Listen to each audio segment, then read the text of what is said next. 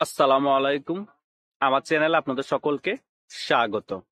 আপনারা সকল বিষয়ে শেখ হাসিনার নির্দেশনার জন্য অপেক্ষা না করে আপনারা নিজেরাই সংগঠিত হয়ে সাধারণ কর্মীদেরকে নিজেরাই নির্দেশনা দেন এবং যারা এই সকল মব জাস্টিস ঘটাচ্ছে তাদেরকে প্রতিহত করুন। তা না হলে শেখ হাসিনার নির্দেশের জন্য যদি আপনারা বসে থাকেন তাহলে কিন্তু কাজের কাজ কিছুই হবে না। এই এক সপ্তাহে দেখেন সাবেক একজন এমপি তিনি জামিন পেয়েছে, কিন্তু তাকেও তারা ছাড় দেয়নি, জেল গেট থেকে ধরে নিয়ে গিয়ে অপদস্থ করেছে, মেরেছে। এবং একটি জেলার সাবেক পোস্টেড অনেক নেতাকেও ঢাকায় একটা রেস্টুরেন্ট থেকে ধরে নিয়ে গিয়ে গণদোলায় দিয়েছে, মেরেছে। এই রকম 8 মাস ধরে চলতেছে, এখনো চলতেছে এরকম মব ভায়োলেন্স। আপনারা নির্দেশনার অপেক্ষা না করে যদি প্রতিহত না করেন এইসব সন্ত্রাসদেরকে, তাহলে এই রকম ঘটনা আমরা রুখতে পারবো না। আপনারা প্রতিহত করতে হবে এবং আইন শৃঙ্খলা বাহিনীকে অবহতি করে প্রতিহত করবেন। জানি আইন শৃঙ্খলা বাহিনী আপনাদেরকে সহযোগিতা করবে না, তারপরও সকলের সমন্বয়ে প্রতিহত করার চেষ্টা করুন এবং সকল জায়গায় আওয়াজ তুলুন। এরা যে এইরকম মব ভায়োলেন্স সৃষ্টি করতেছে, আমি সবসময় একটা কথা বলি, বাংলাদেশ আওয়ামী লীগের কোটি কোটি ভক্ত আছে, সমর্থক আছে, সকলেই খারাপ ছিল না, কিন্তু এরা টার্গেট করে সকলকে অপদস্থ করতেছে, মারতেছে এবং বিভিন্ন জায়গায় তাদেরকে তুলে নিয়ে গিয়ে টাকা দাবি করতেছে। এমপি, সাবেক এমপি কে করেছে বুঝতে পারলাম, সাধারণ যারা কর্মী তাদের সাথে কেন করা হচ্ছে? তার মানে তারা শুধু ট্যাগ খুঁজেই সকলের সাথে এরকম কর্মকাণ্ড করতেছে। এটা যে রীতি চালু করছে যে দল ক্ষমতা থেকে চলে গেলে মেরে ফেলার, ঘর বাড়ি পুড়িয়ে দেওয়ার, যা সমর্থন করার কারণে তাদেরকে অপদস্থ করা, মেরে ফেলা, মারার, এটা কিন্তু বাংলাদেশের রাজনীতি থেকে আর কখনো যাবে না।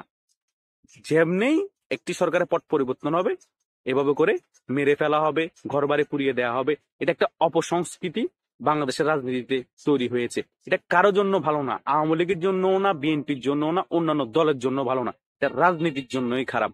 বাংলাদেশের এই রাজনীতি কারা প্রতিষ্ঠা করার জন্য চেষ্টা করতেছে? এই সরকার কি আজীবন থাকবে? বা এই সরকার নির্বাচন দিয়ে যে সরকার আসবে তারা কি আজীবন থাকবে? বাংলাদেশে কি আর আওয়ামী লীগ কখনো সরকারে আসবে না?